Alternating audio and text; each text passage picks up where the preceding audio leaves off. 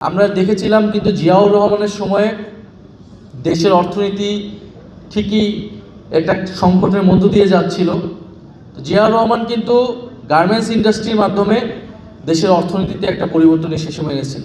দেশ গার্মেন্টস তৈরি করেছিলেন উনি পৃষ্ঠপোষকতা করেছিলেন এবং সাউথ কোরিয়ার একটা কোম্পানির সাথে চুক্তি করে এই দেশের যারা গার্মেন্টস উদ্যোক্তা আছে, পোশাক শিল্পের উদ্যোক্তা আছে, তারা সেই সময়ে তারা এটা মাঝারি শিল্প ছিল, ক্ষুদ্র মাঝারি শিল্প আমরা বলতে পারি।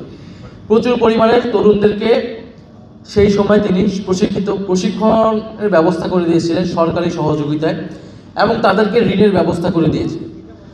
ফলে তারা যখন ব্যবসা করেছে, হয়তো সবাই সফল হয় না, কিন্তু যখন একটা বড় অংশ সফল হয়েছে সেটা দেশের অর্থনীতিতে একটা বড় পরিবর্তন এনেছে এবং বাংলাদেশে আজকে অর্থনীতির প্রধান একটা খাত হচ্ছে সেই পোশাক শিল্প। তা আমরা আশা করেছিলাম এই সরকার এরকম কোনো একটা প্ল্যান নিবে যে আমাদের যেই ঋণ আমরা বড় ব্যবসায়ীদেরকে শুধু ঋণ না দিয়ে ফ্যামিলি কার্ডের মাধ্যমে শুধু গ্রামাঞ্চলে নির্ভর জনগোষ্ঠী না করে, বরং এই যে ডেমোগ্রাফিক ডিভিডেন্ড যারা আছে, 70% জনগোষ্ঠী যারা আছে, এসএমই যারা আছে, আমরা তাদেরকে প্রশিক্ষিত করি এবং তাদের খাতে টাকাটা পৌঁছায় দিই, একটা মেকানিজম আমরা তৈরি করি। তাহলে এটা থেকে সরকারও বেশি উপকৃত হতো, দেশও অনেক বেশি উপকৃত হতো বলে আমরা মনে করি। এখনও আমরা মনে করি সেই সুযোগ আছে।